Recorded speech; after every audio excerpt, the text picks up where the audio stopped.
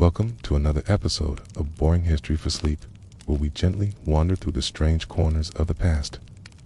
Tonight, we're uncovering 10 real historical events, moments so bizarre, so surreal that you'd swear they were made up. Every one of them actually happened. Whether it's a trial for a dead man, a battle against birds, or a Serbi flood in the heart of a city. Each of these stories will unfold slowly and softly to help you unwind. By the way, what time are you listening tonight? Morning? Midnight? Somewhere in between. Wherever you are, let the past drift in like a soft breeze and let your mind relax. Let's begin our quiet journey with the first event. Once upon a time, in the sunburnt plains of Western Australia, there was a war that few believed could have ever truly happened, and yet it did. But unlike the wars filled with roaring engines and marching boots, this one had feathers, long legs, and beady, blinking eyes. This was the Great Emu War, a conflict between humans and birds, where the birds won. It was the year 1932, and Australia was still reeling from the effects of the Great Depression. Farmers in the Campion region of Western Australia were trying their best to survive. They had been promised government land to farm, but with failing crops, little rain, and struggling harvests, they faced a new and entirely unexpected challenge. The emus had arrived. They came into thousands, tall, flightless, with long necks and fast legs, sweeping across the open lands like feathery waves. They trampled fences, they stomped over seedlings, and they devoured what little crops had managed to survive the drought. For the farmers, it was a slow-moving invasion, relentless and strange. So they turned to the only authority they could, the Australian government. And the government responded in the way it knew best, with soldiers and machine guns. Thus began the Great Emu War, a military operation designed to drive back or eliminate the emu menace. Soldiers were dispatched with 2 Lewis machine guns and 10,000 rounds of ammunition. They were led by Major G.P.W. Meredith, a quiet man with a strange assignment, and a handful of troops to carry it out.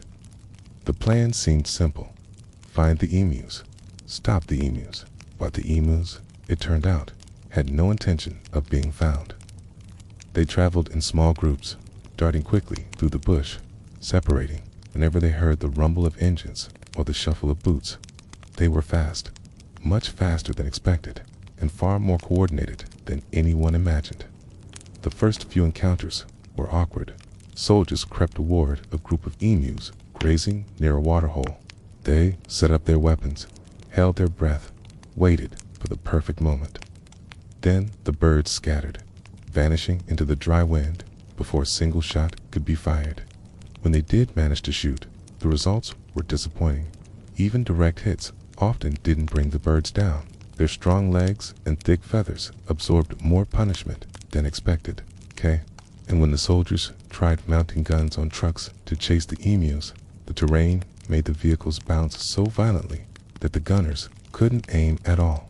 Day after day, the soldiers gave chase, and day after day, the emus outsmarted them. Some would run in circles, others would zigzag through trees, always just out of reach, always just out of range. The newspapers began reporting on a strange campaign, and what began as a serious military operation quickly turned into a national joke. Cartoons appeared, showing soldiers being chased by birds. Headlines questioned whether the mighty Australian army had finally met its match, but the soldiers kept trying. They managed to kill a few hundred emus, though the actual number was hotly debated. Some reports claimed only a few dozen were taken down. Others suggested a few hundred, but no matter the figure, the fact remained that over 20,000 emus remained very much alive. Eventually, the government gave up. The soldiers were pulled back. The emus remained, and the farmers were left to build higher fences and hope the birds moved on. Major Meredith, reflecting on the experience, remarked quietly that the emus had proven themselves remarkably tactical. If we had a military division with the bullet-carrying capacity of these birds, he joked, it would face no enemy. And so, the war ended. Not with the treaty, not with the truce, but with silence. A silence broken only by the rustling of feathers in the long grass and the distant thumping of emu feet on the dry earth. The Emu War was real. Strange as it sounds, it was part of history. A tale passed down, whispered across decades, reminding us that even the most advanced plans can be undone by the most unexpected things.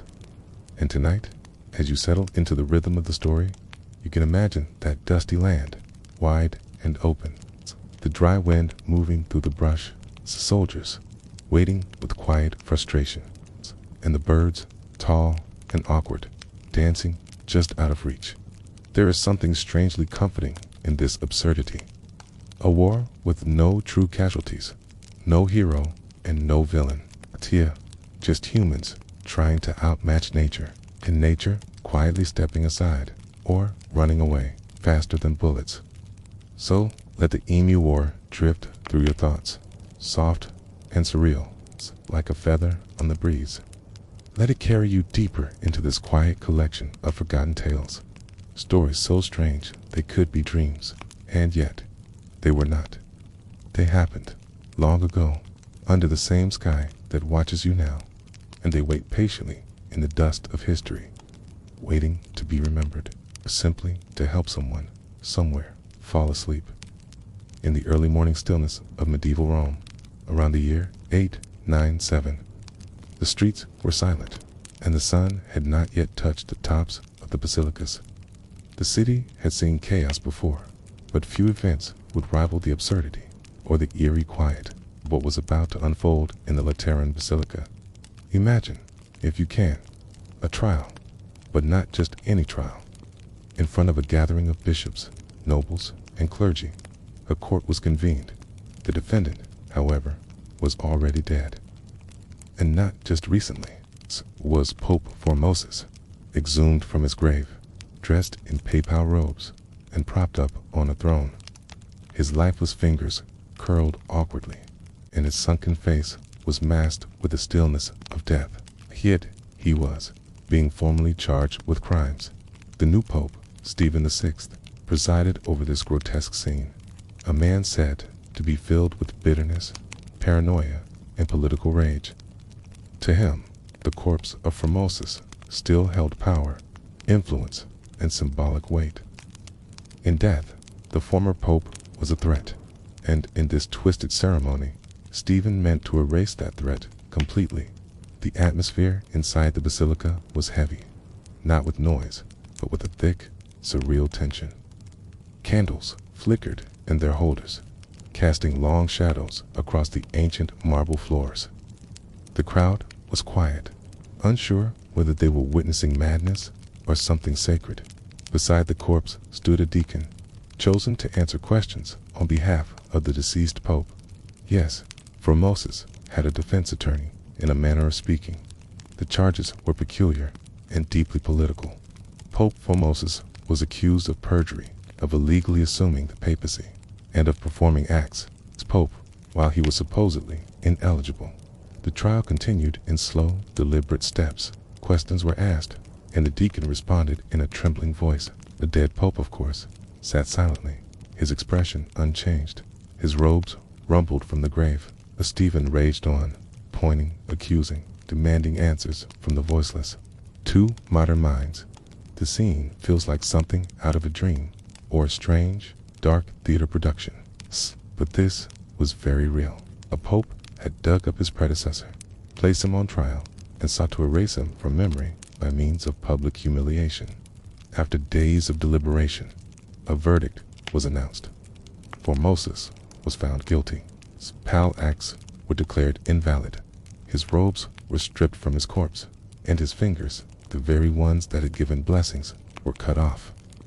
What remained of him was dragged through the streets and eventually cast into the Tiber River. The public reaction was stunned silence, followed by unrest, even in a time of brutality. This trial was considered monstrous. Many questioned Stephen's sanity, and within months, he too would be imprisoned and later strangled in his cell. But the story didn't end there. Later popes would attempt to undo the trial's verdict, restoring Formosus's honor and retrieving what they could of his remains. His legacy, once desecrated, was gently pieced back together, like a broken relic of a strange and terrible mistake. The cadaver synod lives on in the whispers of church history, a moment when politics, religion, and madness collided in full view. And, as absurd as it sounds, it happened, just as the records tell us. In the stillness of that Roman morning, beneath the carved stone ceilings and candlelight, a man judged a corpse. And the world, for a time, watched in bewildered silence. You might wonder how such a thing was ever allowed to happen, how the holy and the grotesque could stand side by side in such a solemn place. But in the medieval world, justice did not always follow reason, and truth was sometimes decided by those too consumed with their own fears to see the damage they wrought. Let this strange tale drift into your thoughts like the flicker of an old flame, calm, steady, and distant. And as it fades, we move onward to the next story, just as strange and just as real. It began quietly, as strange things often do.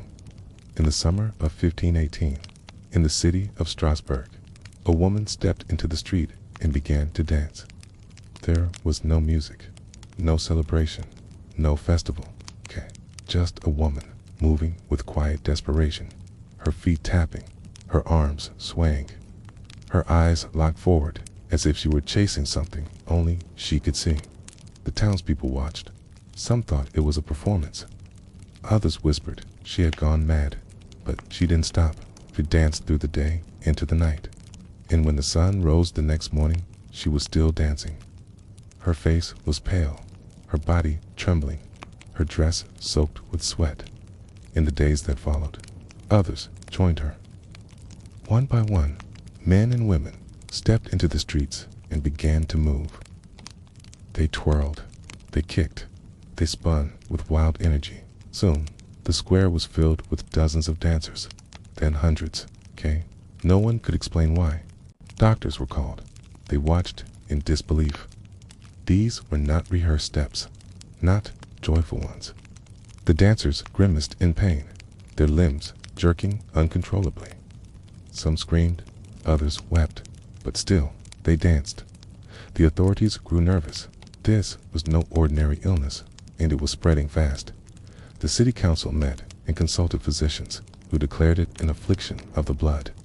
The cure, they said, was to let the dancers dance, to purge the sickness through motion. So the council cleared space, hired musicians, and even built a stage.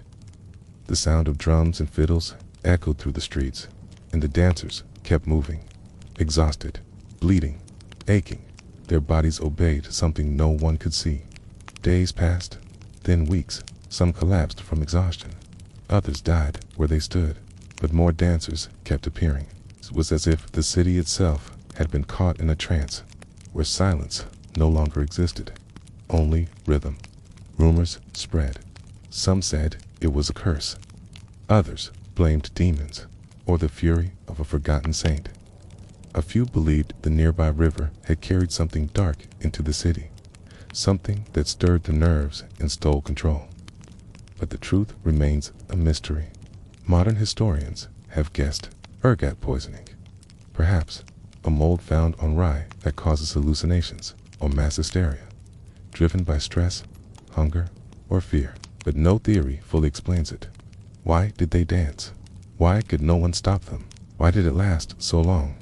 By late August, the dancing slowed. The music faded. The city fell quiet once more. The dancers returned to their homes, if they still had the strength. The square emptied. The fever had passed, but the memory remained. 4 years afterward, mothers warned their children not to dance alone. Villagers looked twice at those who moved too freely. And now and then, someone would whisper that it had returned. A figure seen dancing before sunrise, alone in the street. The dancing plague sounds like a legend, like something a dream might invent. And yet, it's recorded in the books of the time, written down by councilmen, scribes, and physicians. It was real. A city danced itself to the edge of collapse, not for celebration, not for joy, but for a reason no one could name. And tonight, you can picture it gently in your mind. The cobblestone streets, the soft shoes tapping on stone, the early light of morning, and a woman swaying without music, the townspeople watching, unsure if it was madness or magic. Let that image drift through your thoughts, not as fear, but as wonder. It's a rhythm lost in time, returning only in stories like this. There is no danger now. It's the faint memory of movement, a beat that fades like a soft breath. Let it rock you gently, like an echo of something strange and distant. The world is full of such stories.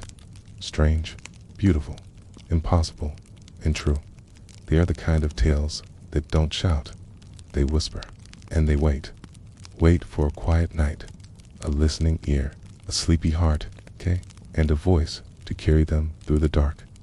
On a clear January afternoon in 1919, in the quiet north end of Boston, life moved slowly. Its horses pulled wagons along cobblestone streets.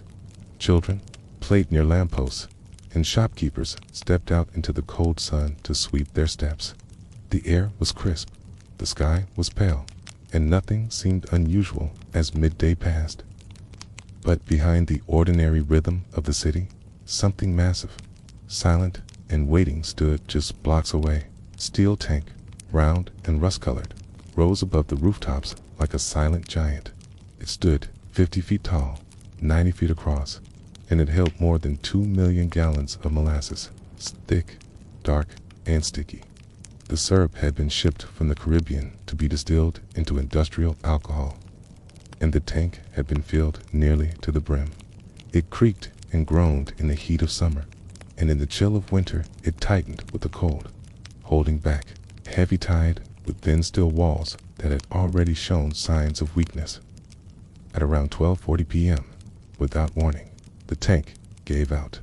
A low, metallic groan echoed down the alleyways, followed by a crack and then a roar. The sides of the tank split open like paper, and what followed next was not water or fire, but a wall of molasses. It moved faster than anyone thought possible. The wave rose more than 25 feet high and sped down the street at 35 miles per hour, faster than a man could run. It's fast enough to destroy anything in its path. The molasses wasn't just liquid, it was a weight, a wall of thick sugar that crushed, pulled, and drowned as it went. It slammed into buildings, knocking them off their foundations. It lifted a truck and hurled it into a lamppost. It tore through fences, smashed windows, and knocked people off their feet before they could scream. Some tried to run, but their boots were ripped away from the sticky pole beneath them. Children cried out as the brown wave wrapped around their legs. Horses screamed and thrashed before being swallowed whole. A man named Patrick Breen, walking just 1 block away, was caught by the wave and pinned against a wall, unable to move. Another man was found hours later, unconscious and coated in syrup, stuck to a streetcar track. The molasses-filled basements oozed into homes and wrapped itself around anything it touched. It cooled in the winter air, thickening as it spread, turning from wave to quicksand in a matter of minutes. For some, the danger passed quickly. For others, it was slow, suffocating, and inescapable. In total, 21 people died that day. Many were crushed or drowned. Some suffocated slowly beneath the surface of the syrup.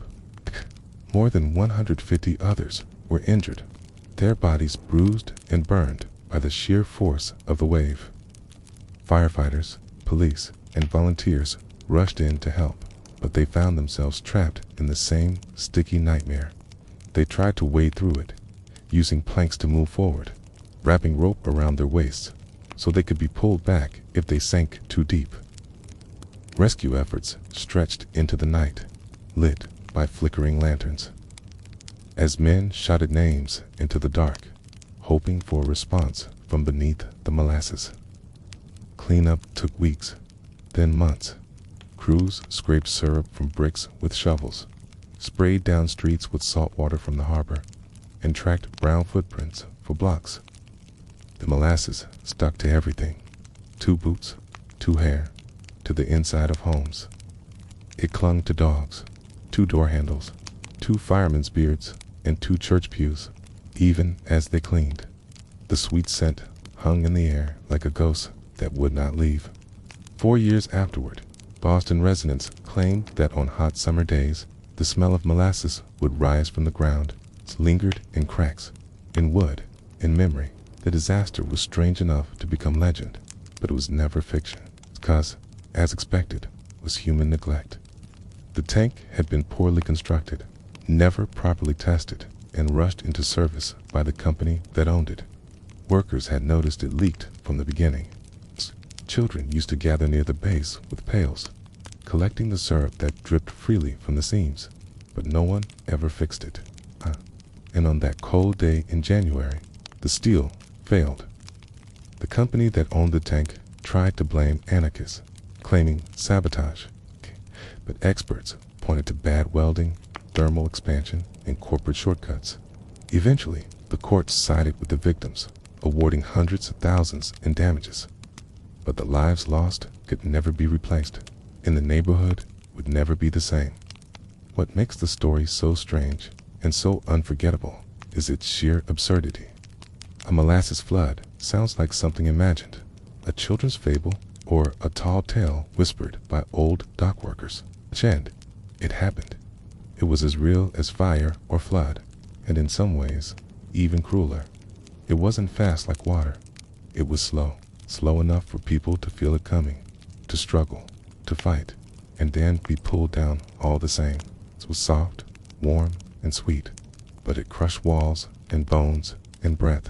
It filled lungs like smoke, and it left behind silence.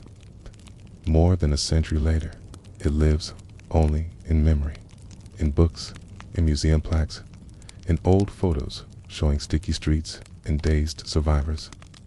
But tonight, in this quiet moment, it's just a story. Not something to fear, but something to wonder at.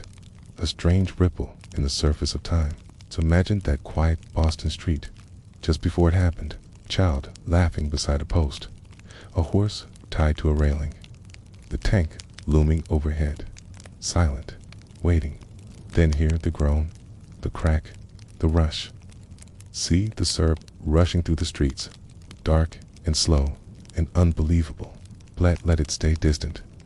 Let it drift in the background of your thoughts, strange and quiet, like a dream that never quite makes sense, because that moment has passed. The flood is over. And now, in the stillness of night, it's just a whisper in the past, a sweet and terrible wave that once was real, but now simply helps carry you closer to sleep. Long ago, when the mountains of Ethiopia were quiet and green, and the wind moved gently through the valleys like a soft voice in prayer, there lived a young goat herder named Kaldi. He was not famous, not powerful, not even especially curious by nature, but his life would be the beginning of something the world had never known. Every morning, Kaldi walked his goats along the hillsides, across narrow paths and steep ridges, letting them graze where the grass was thickest. Kids were his only companions, and the land his only audience. And day after day, he followed the same routine without change or complaint.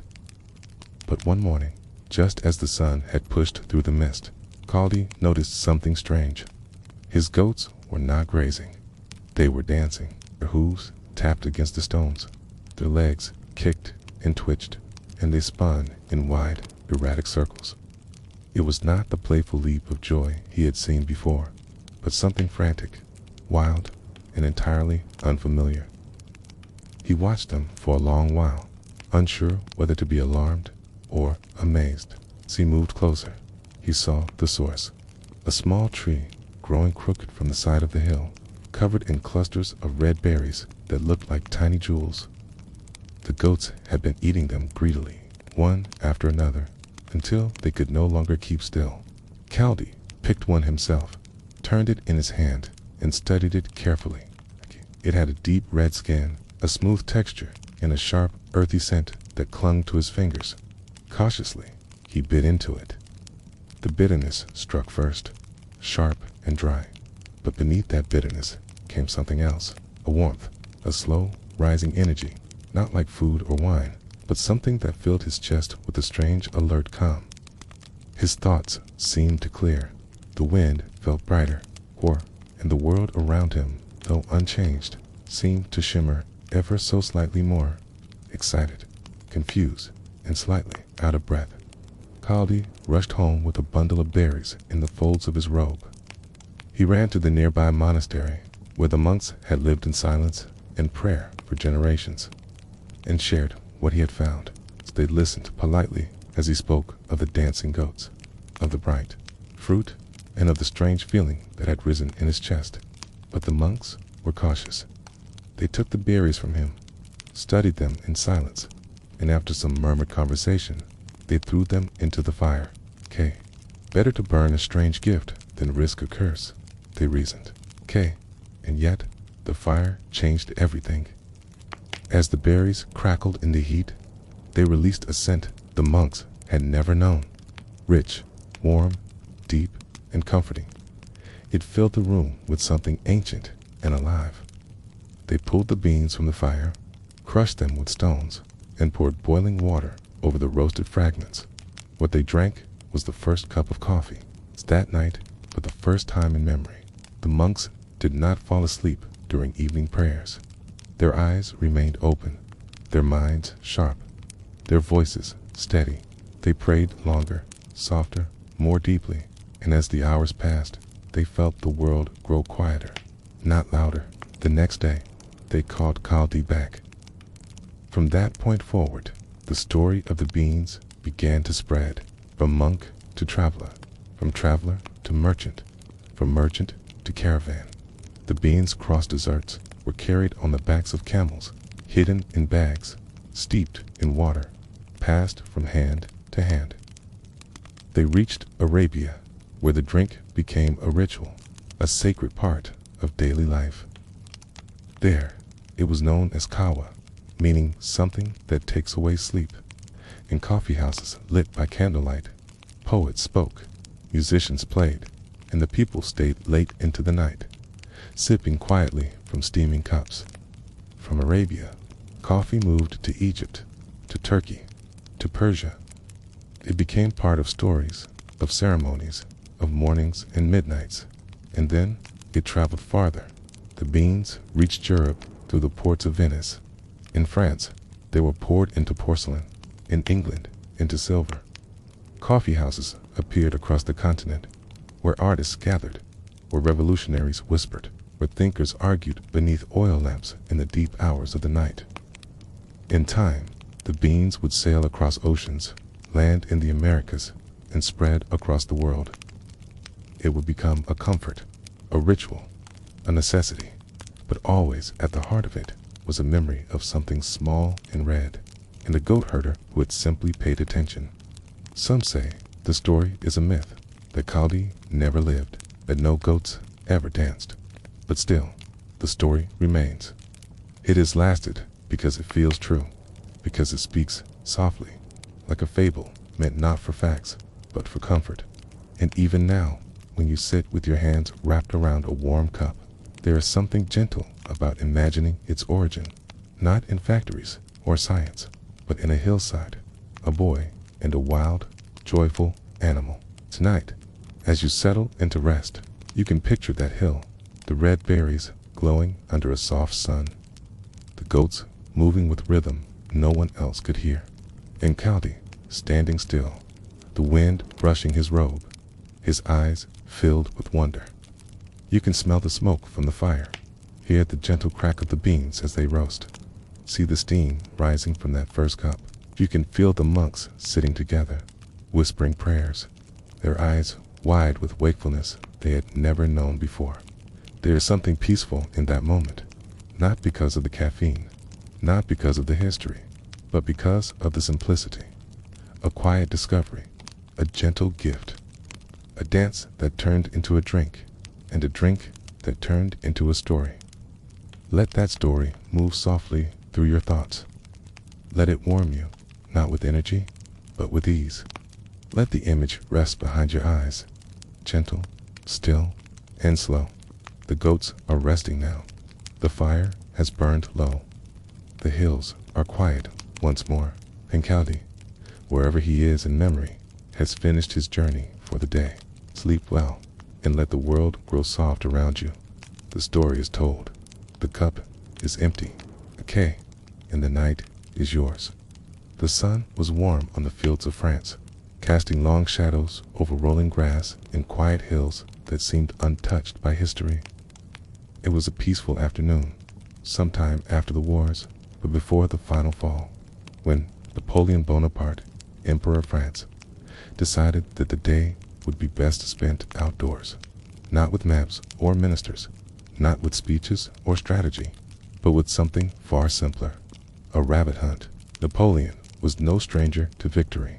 He had crossed the Alps, led armies across frozen rivers, stood before kings and watched them kneel.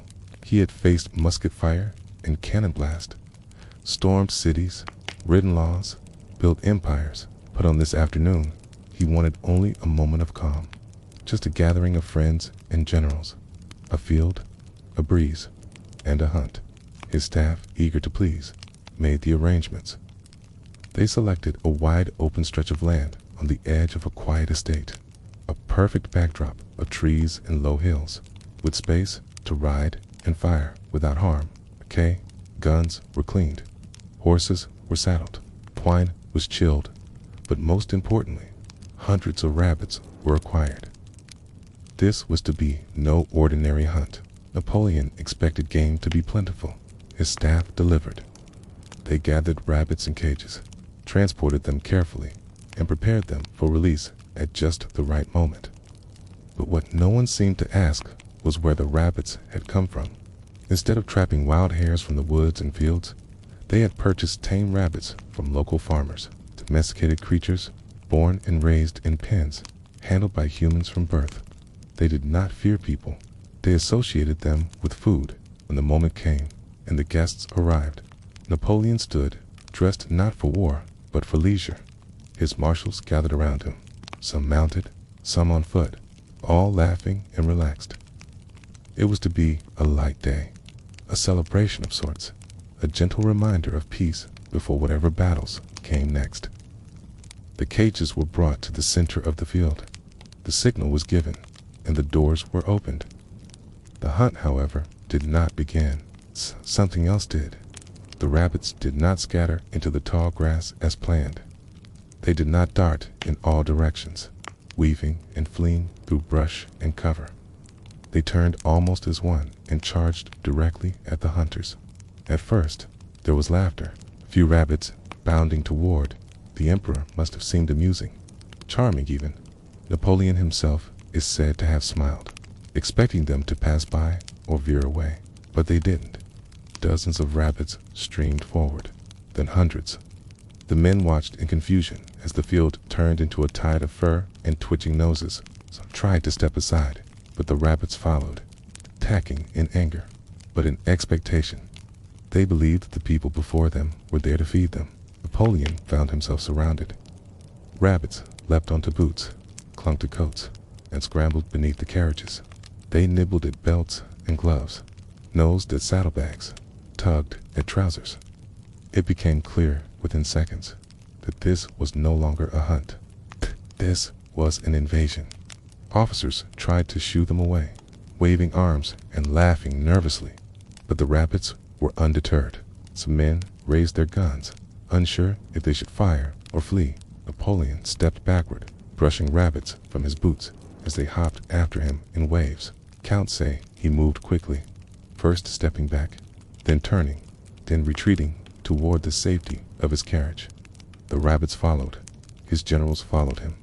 It was not a charge of enemy cavalry, not the thunder of cannon, but a soft, relentless tide of harmless persistence. Napoleon, who had faced the might of Europe and stood unmoved, now climbed into his coach and ordered it to move. The horses pulled forward, and still the rabbits hopped along the road behind him, as if escorting a confused king from the throne of their meadow. Eventually, the staff intervened. The rabbits were gathered, caged, some perhaps gently shooed away into the trees. The guests returned to their wine. The hunt was declared a failure. The story spread quickly. It reached Paris. It reached the countryside. It reached the courts of Europe. And it made people smile. The Emperor of France, the great strategist of Austerlitz, had been driven from the field, not by soldiers, but by bunnies. It became a joke, a legend, a soft corner of an otherwise fierce life. And though many tried to downplay it, or even deny it, the accounts remain. Letters from aides, diaries from officers, memoirs that speak of confusion, then laughter, then flight. It sounds fictional, like a children's fable or a comic strip, but it is real, a strange moment tucked within the pages of a much louder history. And tonight, as you lie still, you can picture the scene, the grass swaying gently in the breeze, the birds overhead singing into the blue, in a quiet field, suddenly alive with rabbits, soft and unstoppable. You can see Napoleon brushing at his coat, eyes wide with confusion as he takes another step back. One of the most powerful men on earth, completely undone by the simplest of creatures. There is something comforting in stories like this. Not everything is battle and loss. It's tight. Not every chapter in the book of history is loud. Some are soft, some are strange, and some, like this one, simply make you smile before you fall asleep. Let the laughter echo faintly. Let the rabbits hop gently away into the tall grass. Let the field return to stillness. Let the carriage roll back toward the horizon. The day is done. The emperor has returned to his maps, and the rabbits, in memory, are forever triumphant. The beach stretched wide along the coast of Oregon. The sky above was pale and quiet, the wind carrying salt through the air, and the waves curled gently as they reached the shore. It was a peaceful scene, but the peace would not last. In the small coastal town of Florence, in November of 1970, a problem had washed ashore. It was large, it was heavy, and it was dead. A 45-foot-long sperm whale, weighing nearly 8 tons, had beached itself and died on the sand. There it lay, unmoving, massive, bloated by the gases of decomposition, as its body warmed under the autumn sun. And no one quite knew what to do about it. At first, people gathered just to stare. It was rare to see something so big, so strange, so close to town. Children stood with their parents, watching the shape of it, wondering why it looked more like a hill than an animal. But as the hours passed, the smell arrived, thick, sour, impossible to ignore. It settled over the town like a fog. The city was responsible for the beach, and that meant the well was their problem. So officials began to debate. Some suggested burying it, but the whale was too close to the waterline, and the tides would uncover it again. Others proposed cutting it up and hauling it away. But the equipment was limited, the job dangerous, and no one wanted to be the one to slice open the bloated carcass. Then came an idea that seemed bold, maybe even brilliant at the time. Why not blow it up? If they used explosives, officials reasoned, the whale would be reduced to small pieces. Seagulls would eat the remains. Nature would clean up what was left. It would be quick, clean, efficient. The job was given to the Oregon Highway Division. Kea, they were used to dynamite. Kea, they cleared landslides, carved roads through rock, and now, apparently, removed whales from beaches. They set the charges carefully. 20 cases of dynamite, about half a ton, were buried near the belly of the whale, on the side facing away from the ocean. The idea was simple. The blast would push the whale's remains inland, far enough that most of it would be gone in seconds. A crowd gathered at a safe distance. Television crews arrived to film it. Reporters made jokes. Children sat on car hoods, holding popcorn. The sun was out. It felt like a festival. Then came the countdown. 3, 2, 1. The dynamite exploded. For a moment, it seemed like it had worked. A thunderous sound shook the beach, and the whale vanished in a cloud of sand and mist. But within seconds, something went wrong. Instead of small, manageable pieces, enormous chunks of whale meat began to rain down on the crowd. Some were as small as pebbles. Others were as large as suitcases. One massive slab of blubber crushed the roof of a car parked a quarter-mile away. People screamed, then laughed, then ran. The air filled with the smell of cooked meat and rot. Clothing was soaked. The ground was splattered, and the seagulls, the very creatures they had counted on to clean up, flew away in fear. What was left of the whale was still there. Only some of it had been moved. The rest had been scattered across the sand, across the parking lot, across everything. The plan in every way had failed. Later that evening, the footage aired on television. Viewers watched the explosion, then the chaos. The story spread quickly, first across Oregon, then across the country. People could hardly believe it. It sounded like a prank, like something made up in a cartoon, but it was real. The Highway Division admitted defeat. The remaining whale parts were bulldozed into the sand, and the officials promised never to use explosives on marine life again. And yet, the story lived on. In books, in interviews, in online videos shared decades later, where people laughed and gasped all over again. It became legend, not for what was accomplished, but for how badly it went wrong. And tonight, as you lie in the stillness of your room, you can imagine the beach before the boom, the wind brushing the dunes, the sound of gentle waves, the crowd standing in the sun, waiting for something they'd never seen before. Then the sound, the explosion, the sky filled with flying pieces of something far too big to fly. It is strange, yes, absurd, even, but it is real. A moment in time where people tried something bold and found only laughter and regret waiting on the other side. There is no danger here now. No smell, no noise.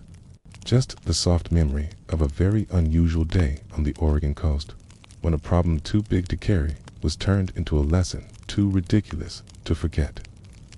So let it drift through your thoughts. Let it fade with the tide. The whale is gone. The story remains. And the night moves on. In the heart of London, long before the streets were lit by electric lights, before the city roared with the sound of engines, there was a quiet street in the parish of St. Giles. The buildings were narrow, crooked from age, their bricks weathered by years of soot and fog.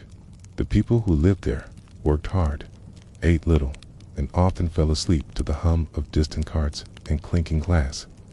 But on one October afternoon in the year 1814, the quiet was shattered by something no one expected, a flood of beer. It began inside the Moe and Company Brewery, one of the largest in the city, known for its great vats of porter ale.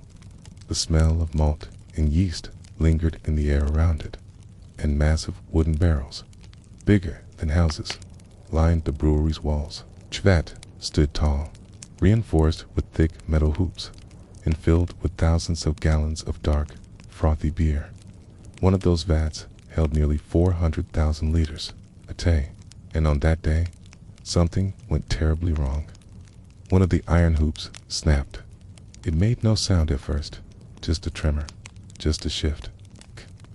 But as the wood began to splinter, the pressure inside the vat searched for release. In seconds, the vat burst.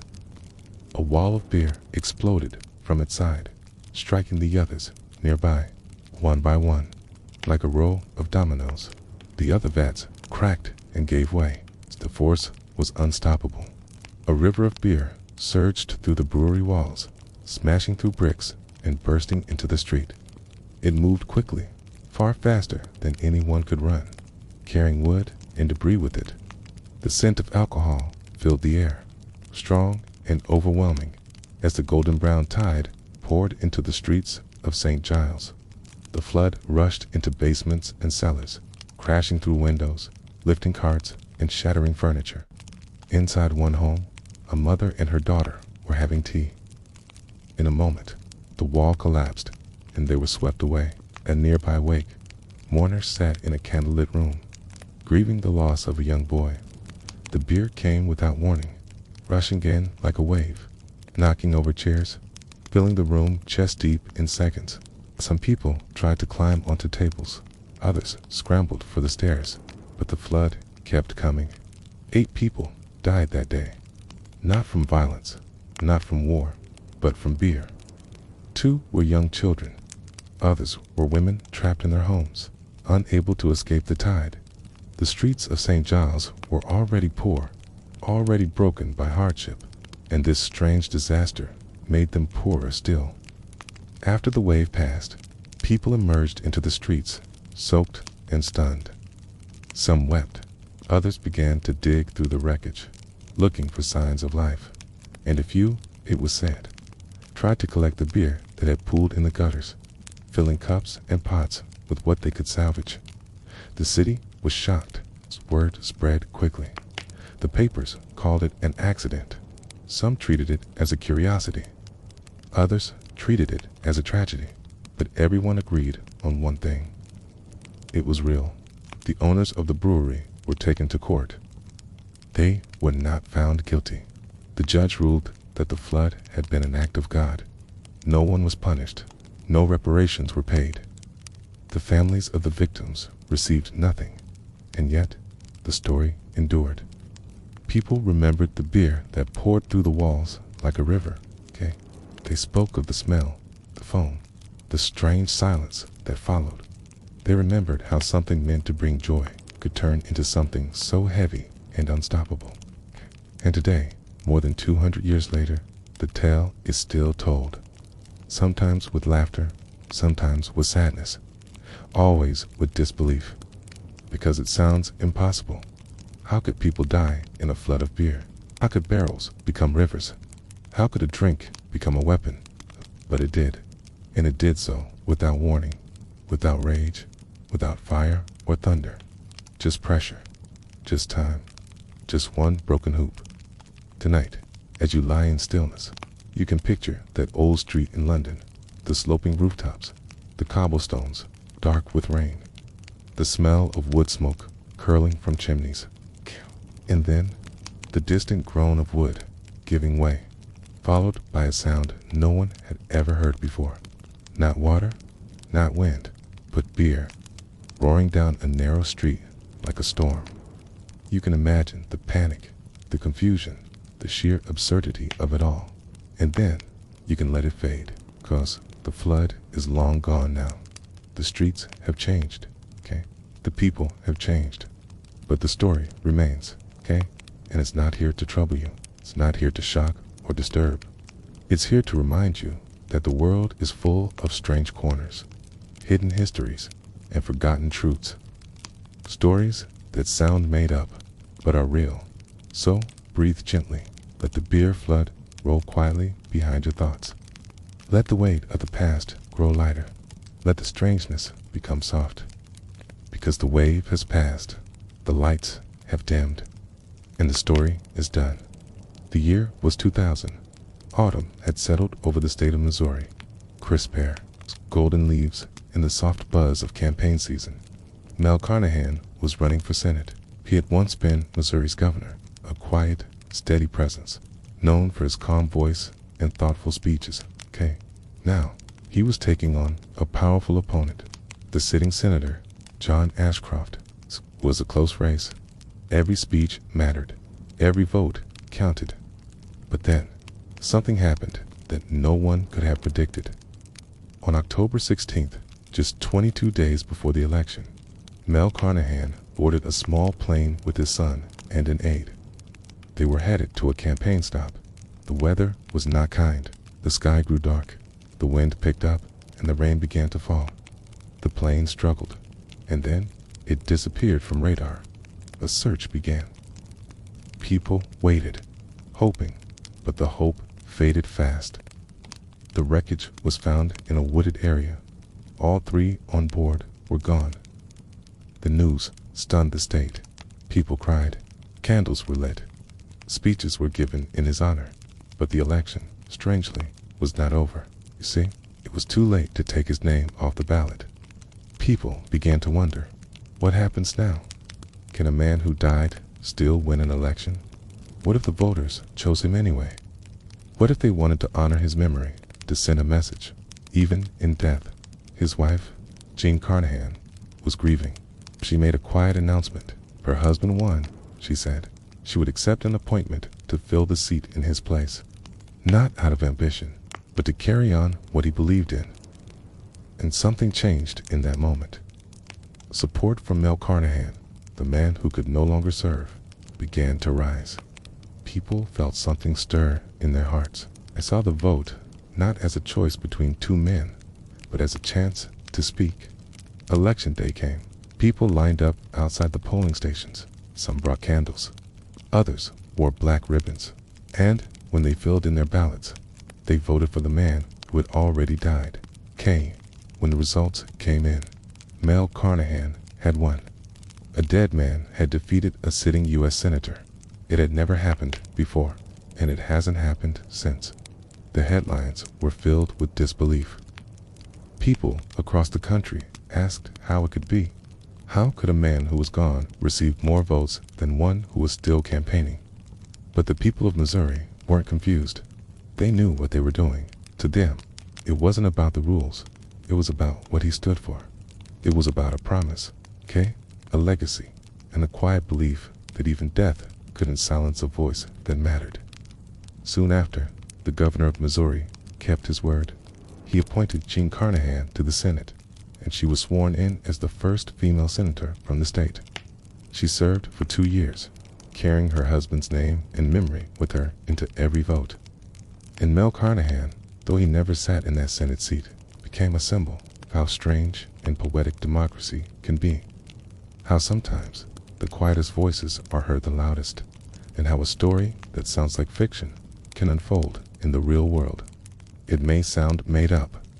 It may feel like a bedtime tale, but it happened in quiet towns and crowded ballot boxes. A ghost was chosen to represent the living. Tonight, as you drift to sleep, you can picture those election night lights, the numbers changing on TV screens, the hush over the room as the final tally came in, and the realization that something impossible had just become true. You can see Jean Carnahan standing in silence, wearing black, her eyes filled with loss and purpose. You can imagine the voters stepping into the booth, holding their breath, casting a vote that felt more like a whisper to the past. Let the strangeness comfort you. Let it remind you that stories don't always follow rules. Sometimes the quiet wins. Sometimes the unexpected becomes the truth. And sometimes, even in death, a message still moves forward. The campaign signs are down now. The air is quiet. But the story still lingers. Sleep well. Know that even the strangest events can carry something deeply human. The city of Pacific Grove, California, sits quietly along the rocky shores of the Monterey Peninsula. With sea, air curling through the trees, and fog resting on the ocean, it feels like a place where time moves slowly, where life is peaceful, soft, and uncomplicated. But in the early 1900s, something odd happened there. Something that sounds more like a joke than a real law. The city accidentally banned being ugly. It started, as strange laws often do, with good intentions. Pacific Grove had long been a town of beauty. It was famous for its monarch butterflies, its wooden cottages, its quiet streets. Tourists came for the view. Artists came for the light. And the city wanted to protect that charm. So they passed an ordinance, one meant to preserve the city's image. The law was designed to keep the streets clean, to prevent crumbling buildings and falling fences, to stop anything unsightly from disturbing the town's natural calm. T was written plainly almost too plainly said that any person or thing disturbing the beauty or public appearance of the city could be removed. Okay? It was meant for trash, 4 wrecked wagons, 4 broken sheds. But the language was vague, too vague. People began to notice that it could be read in a different way. Some wondered, does that mean a person could be removed just for looking unpleasant? What if someone was dirty from work or dressed in rags? What if they were sick or old or just different? Could they be told to leave? Could they be declared unsightly? The newspapers caught wind of it. Headlines appeared. City bans ugly people, too unattractive. You might be breaking the law. The story spread beyond California. People laughed. Others were offended. But everyone was confused. Officials tried to explain. They insisted it was a misunderstanding, that no one would be judged by their face or form. But the words were there, printed in black ink, open to strange interpretation. The law remained on the books for years. And though it was never truly enforced the way the headline suggested, the myth persisted. Some cities across America had done similar things. Chicago had passed a law in 1881 that allowed police to arrest people who were diseased, maimed, mutilated, or deformed in any way so as to be unsightly or disgusting. That one was enforced, and it targeted the poor, the disabled, the forgotten. So when Pacific Grove's law came to light, people were reminded of how easily appearance could become policy, how beauty could become a rule, and how quickly kindness could get lost in the language of law. Eventually, the ordinance was rewritten. The wording changed. The confusion passed. But the memory stayed. And today, people still share the story of the time a small coastal town accidentally wrote a law that seemed to make ugliness illegal. It sounds impossible, sounds made up, but it's true. And it reminds us how strange, how fragile, how absurd real history can be.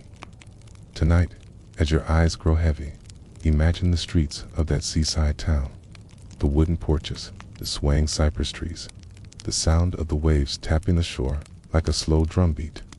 And in that quiet town, a law written to protect beauty, misunderstood by the world. Let it soften in your mind. Let it lose its edge. No one was harmed. No one was truly cast out. It's only a line in a book, a sentence stretched too far, that became a story, whispered with a smile. History is full of these odd little corners, forgotten paragraphs, sleepy headlines that drift into legend. They don't roar. They don't shout. They speak quietly, like a breeze through old leaves. And you, listening now, are safe inside them, held gently by the past. So sleep now. Let the strange little town slip into dreams. The law is gone. The waves still roll. And the night is here to stay. And so, our journey comes to an end. 10 stories. 10 events pulled from the quiet corners of history. Each one strange enough to sound like fiction, but true enough to be remembered. We've walked through plague-filled streets where people danced without rest. We've seen emperors chased by rabbits. We've stood beside barrels of beer that burst into rivers. And we've heard the soft rustle of butterfly wings in a town that once banned ugliness. History isn't always war and kings and revolution. Sometimes it's quiet. Sometimes it's absurd. Sometimes it's just human. Pain. There are stories hidden beneath the headlines, in diaries, in records forgotten on dusty shelves. Stories that weren't meant to be big, but echo in the strangest ways. Because truth, even the strangest truth, has a way of lingering.